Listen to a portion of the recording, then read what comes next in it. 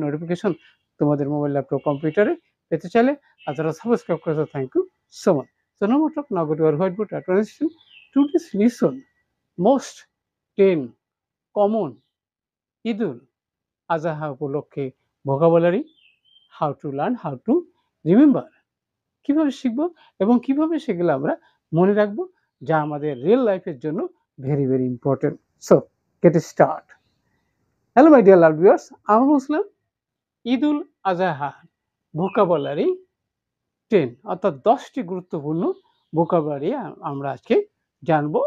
R how to learn and remember, কিভাবে আমরা শিখবো এবং মনে রাখবো, কিভাবে প্র্যাকটিস করলে আমাদের মনে থাকবে। আর আমরা শিখবো অর্থাৎ বাংলা অর্থ সহ। আমরা তো বাংলা ভাষাভাষী মানুষ, বাংলা দিয়ে আমাদের সব কিছু চলে না। আমাদের এমন একটি ভাষা জানতে হবে, সেটি ইংলিশ। আর ইংলিশ হচ্ছে একটি আন্তর্জাতিক ভাষা, ন্যাশনাল ল্যাঙ্গুয়েজ। সেটি আমাদেরকে জানতে হবে। সবার সাথে যোগাযোগ করতে গেলে হায়ার এডুকেশন, কলেজ, বিশ্ববিদ্যালয়, সব ক্ষেত্রে আমাদের ইংলিশ প্রয়োজন রয়েছে। তাহলে অবশ্যই ইংলিশ শেখার প্রথম ধাপই হচ্ছে ভোকাবুলারি। আমাদের এপিসোড হলো 239, 239তম video.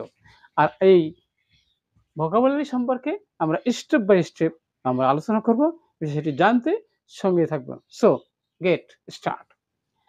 Hello my dear love viewers, আমাদের ঈদুল আজহার প্রথম যে বিষয়টি রয়েছে সেটা হচ্ছে স্যাক্রিফাইস, মানে কুরবানি দেওয়া। তাহলে ঈদুল আজহা বিষয়টি আমাদের প্রত্যেকের কিন্তু বিষয়টি আমরা পালন করি এবং উদযাপন করি। তাহলে এখানে মুসলিম কি করে? তাহলে মুসলিমস মানে মুসলমানরা, পৃথিবীর সব মুসলমানরা Muslims offer any animal sacrifice